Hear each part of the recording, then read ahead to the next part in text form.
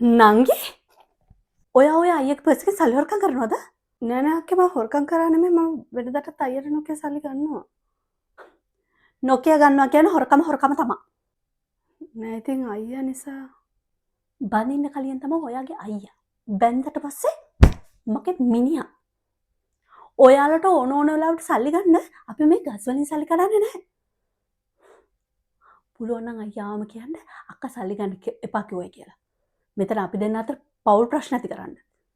අයියේ මම ක්ලාස් එකට ඇල්ලුවා නෝකෝ. මේ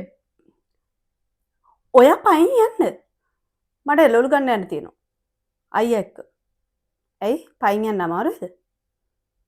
අයියා එක්ක ගියොත් ඉතින් කීයක් හරි කොටන්න පුළුවන්. පයින් යන්න. අක්කේ අද කඩේ ගියාද? ඔව් ගෙනාවා. හැබැයි අයියටයි මටයි. මේක හරි වැඩක් වුණා නේ. ආස කරන කෑමක්වත් ගෙදරට ගෙන ගන්න බෑනේ. මෙතන පෙරේතයෝ වගේ.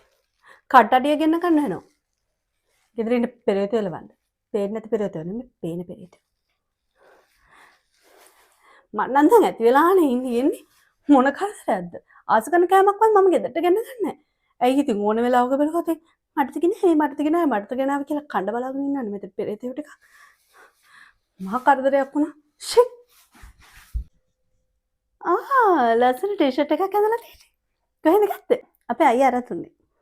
අයියා අරන් දුන්නා? ගෑණි මම මේ වැරහැලේ ඇඳගෙන ඉන්නවා. නංගිට පාට ඇඳුම් අරන් දෙනවා. වෙන්න විදියක් නෑ. ඔයා අනිවාර්යයෙන්ම අයියාගෙන් ඉල්ලන්න ඇති. අරන් දෙන්න කියලා. නැද්ද කියා? නෑ නෑ අක්කේ මං ඉල්ලුවේ නෑ අයියා තමයි ගෙනල්ලා දුන්නේ.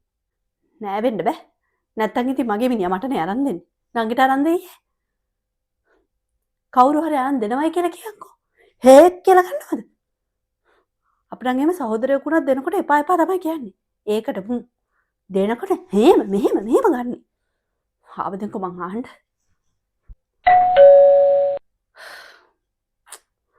ඔයාගේ අම්මයි නම් ගියවිලා.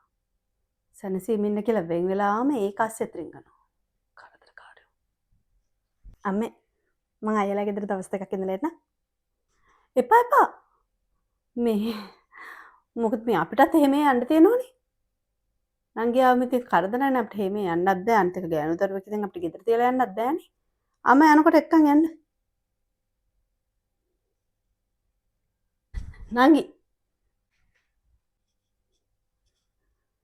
කිව්වා කියලා තරහ වෙන්න එපා. තරහ වුණත් ඉතින් මට ප්‍රශ්නයක් නැහැ. මේ අයියේ පුතේ කියාගෙන නෑකම් කියාගෙන ගේ ඇස්සරින් ගන්න එපා ආයි. සැනසීමෙන් කියලා නේ මේ අයියා මම වෙන් වෙලා ආවේ. දැන් ඉතින් ආයෙත් මේ නෑකම් කියාගෙන මේක ඇස්සරින් ගන්න ඇස්සරෙන්න එපා. ඔය නෑකම් සහෝදරකම් තිබේ බඳින්න කලින්. බැන්දට පස්සේ තියෙන එකම නෑකම මේ මා එක්ක විතරයි. අයියා මගේම තමයි මටම තමයි මගේ විතරයි මට පමණයි මගේමයි. මගේ. තේරුණාද?